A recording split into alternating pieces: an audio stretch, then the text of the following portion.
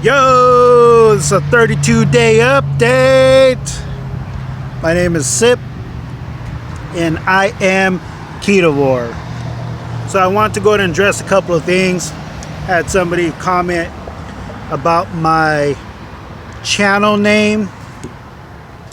Now, the reason why I decided to go with I am Ketovore, I thought of I Am Legend, one of my favorite movies. So I am is one of the most powerful self-owning statements that you could say to yourself. Not I want to be Ketovore, I'm gonna be Ketovore, I would like to be Ketovore, so on and so forth. And you know what? I made a commitment. So I am Ketovore. Hear me roar. And thus, that's why I named my channel that. And that's what I'm going to stick with. Because you know what? I've struggled with weight my entire life. At my highest, 427 pounds. Can you believe that? I'm sure you can. I'm sure there's some of you out there that are still at that weight or struggling with your weight or way more than that. And I want to let you know that it is possible no matter how old you get. Throughout my whole life, fat, chubby, morbidly obese, however you want to talk about it, however you want to say it, could never really shop in the store for clothes, had to order it online and hope that it was good enough, otherwise you'd have to send it back, right? And this last year since I came to Alaska, I'm in Alaska right now, I've been slowly just kind of figuring out how my food has affected me now more so than ever before. Some of the issues that I came up with that I've really started to narrow down was brain fog, constant brain fog, couldn't think, couldn't do anything, depression, huge swings, mood swings of depression, thoughts of suicide. You know, never went to the part to where I actually tried to commit suicide, but the constant thoughts, day in, day out, multiple times a day, I was not well. And moving up here kind of let me really hit rock bottom. 2021 March, I moved up here. I weighed about 397 pounds, about 400 pounds, right around there. Didn't have a scale, so I don't know, but I was that. So through the process of elimination, I started to cut out sugars. I started to cut out rice and bread, and I found out rice and bread were the main culprits for me. Those were the triggering factors where I would eat that stuff and I would have like an immediate crash. Like I'd be sleepy. I'd want to go to sleep. You know, it just was not right. It just put me out. Then I would have to drink large amounts of caffeine just to kind of equalize that. And I started to cut that out. I started to feel better.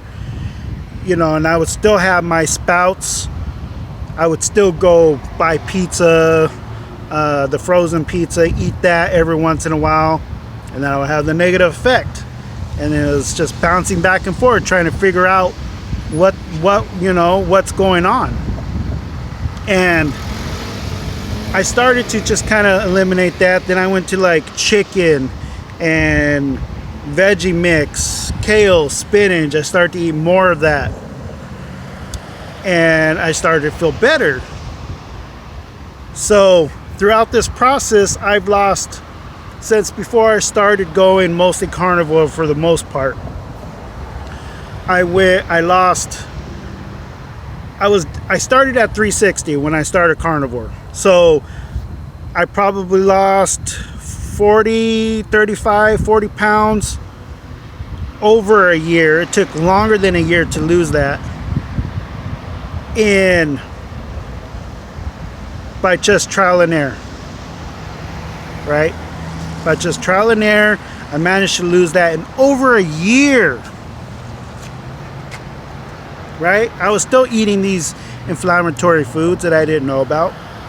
I was still every once in a while going and buying a box of Swiss rolls over here at Walmart with the theater box of Reese's Pieces or a whole tray of Reese's, and I would eat that. I would eat that as comfort food, right? I would eat that in the car on the way home. Sodas, I knocked out sodas. So it was like my addiction was more towards eating large amounts of sugar, the oatmeals with syrup, syrup on my eggs, that type of thing. And I started doing that, but I was still every now and again bouncing back towards that. I had these cravings, and now I know that I was nutrient deficient. Just eating chicken, chicken breast, boiled chicken breast, and veggies was not enough nutrients. It's not. There's like no fat there, right? So that left me hungry, like a lot of the times. And fast forward, met my coach. Shout out to you, Coach. What's up, Coach? Yeah, he's the inventor of that Carnivore gravy that I posted a while back on the short. And he started talking about Dr. Ken Berry and this, and how he's lost a huge amount of weight. His story is absolutely inspirational. He had so many issues that he was dealing with. So many issues that he was dealing with as he grew up. Me, I was fortunate to be fat. Not fortunate to be fat, but fortunate to be fat and pretty much healthy. Right? I didn't have high blood pressure. Well, I developed high blood pressure, but I never had like high cholesterol, or my heart is, really good. I have varicose veins now, but I was growing up, the doctor said, you're healthy, but you're fat. I didn't have any of these extenuating circumstances that my friend has, my coach had to deal with and overcome, and he overcame it with carnivore diet. Initially, it was a vegetarian diet. It was the Gerson method, and then he switched over to carnivore for the rest of his journey, because the Gerson method has many beneficial factors for it depending on what you are going through, right? So it's very powerful, but it's depending on your circumstances if you need it or not, right? And he started talking to me about this, and I didn't pay nothing. And then all of a sudden one day he comes in and starts talking about all these options. It's just the options. I think for me, the money and the options. If you don't know these two things, for me, that was the factor that held me back, right? So he starts coming in and says, yeah, you can have eggs and bologna with butter, or then he starts talking about lard, and I'm thinking about my past. How my grandma used to cook with lard all the time. She'd have this big ass bucket, Mexican grandma, always cooking, right? All the meats and all that fried up, all the eggs, she would cook everything in lard, right? And as I was growing up, we didn't get meat very often, right? Because it was expensive, as they put it.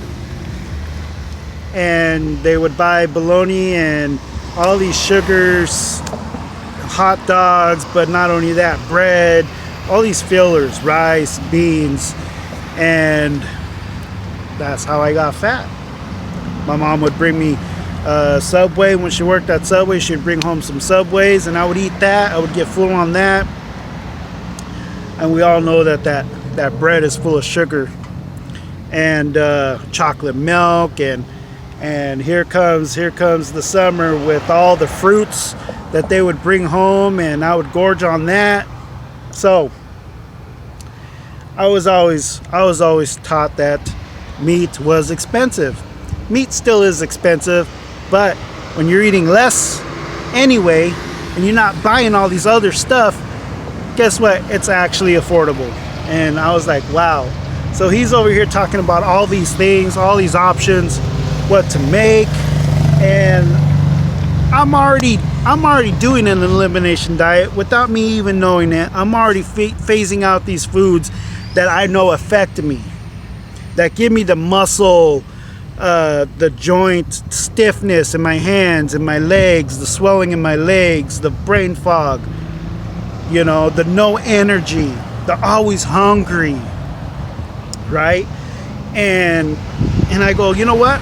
I'm gonna do it. And I started with just eggs and bologna, eggs and ground beef, eggs and pork, and then pork and bacon and sardines in a can and salmon in a can and all these options that are out there, but you don't see them until you start to familiarize yourself with these foods. Then he starts talking about the labels. If you're listening to me still, make sure you read the labels, because maltodextrin, dextrose, high fructose, soybean oil, and all these other stuff that they put in there, these preservatives. Apparently I have a huge inflammatory response to those things, and I bet a lot of people do too. So I read the labels now, and I can't believe how much garbage is in our food. You know, my entire life I've been sick, fat, and drugged my entire life, and I'm starting to feel a lot better. Oh, by the way, in 32 days I lost 28 pounds in comparison to that over a year period where I lost about 35 to 40 pounds.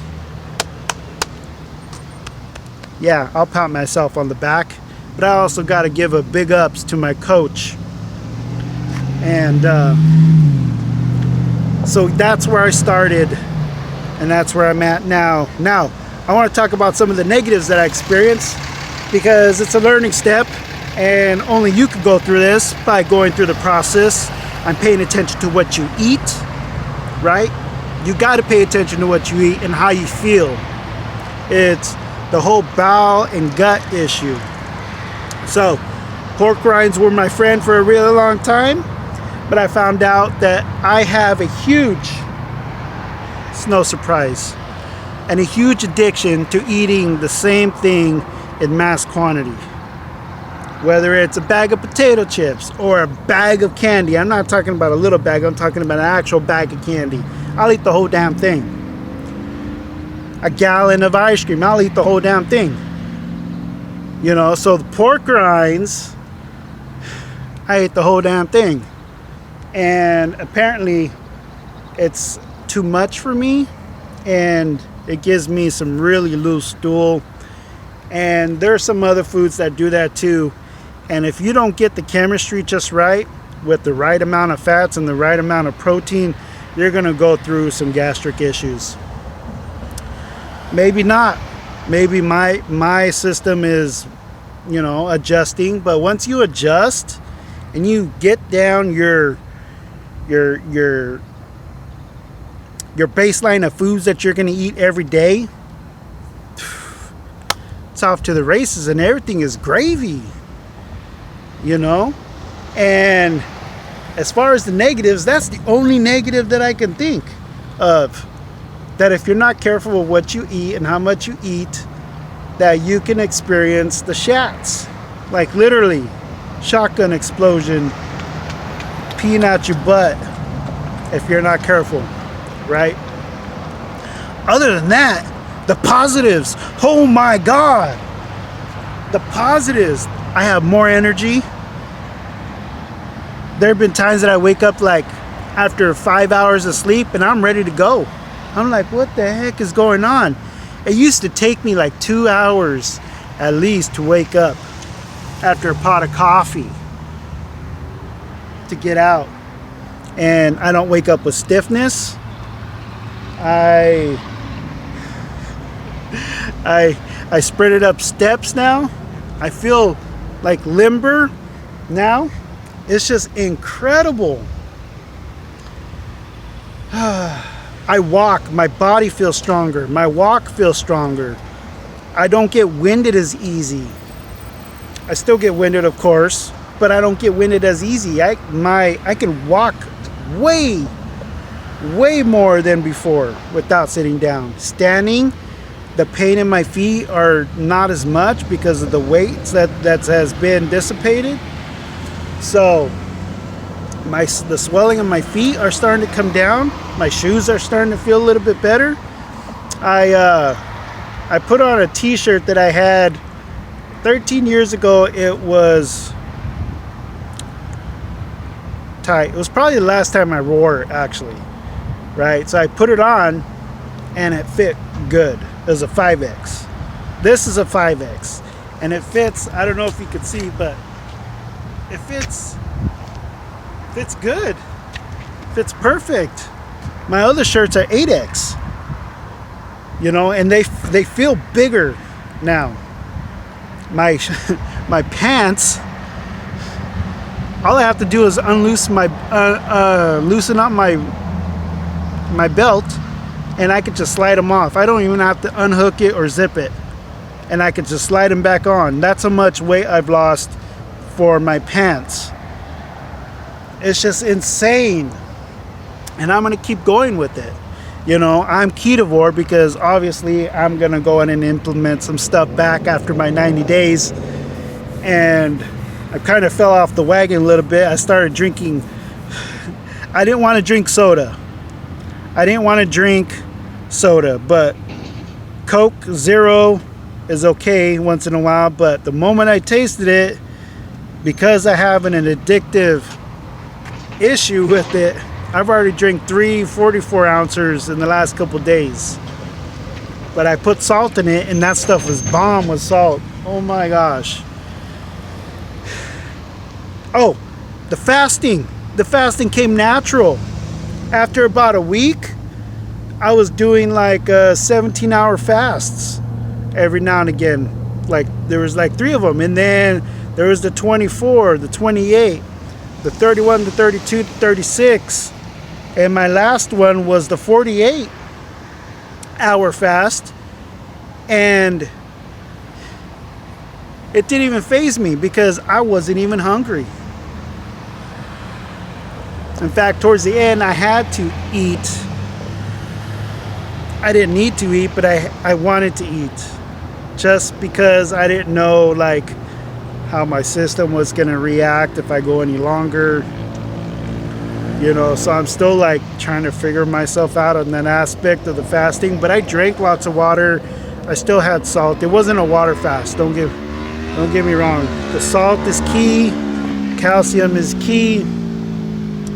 And I've even eaten some liver. I'm just babbling right now to anybody that's still listening. Anybody out there? But yeah, I feel great. I feel great. And I think that's about it. That's my update. 32 days in, 28 pounds lost. And I feel fantastic. I know this diet's not for everybody, but if you're suffering like I was, give it a shot. You owe yourself to give it a shot. And it's not even pharmaceuticals. You know, I never was on like lots of meds, but I was on lisinopril and Wellbutrin, the depression med. Oh, and I had furosemide water pills because my legs would swell up. And I'm not taking any of those anymore. Oh, and my hemorrhoids are starting to clear up. My skin is starting to look better. My veins are not as bulgy anymore. You know, I feel like I've gained some muscle weight. I'm starting to resistance band train now. I'm starting to like want to do more. For the first time in my life, I feel like life is worth living. I'm so glad that my coach came into my life to tell me about this, because I don't know if I ever would have found it. I'm 46, so I still got another 54 years to go. 54 years to go. Now my phone's starting to mess up. And I believe I'm going to live to 100 now, honestly. I'm going to live to 100 now. Hang that up real quick. But yeah. So, if you are ketovore, or you're going to be ketovore, I want you to say this. I want you to own it.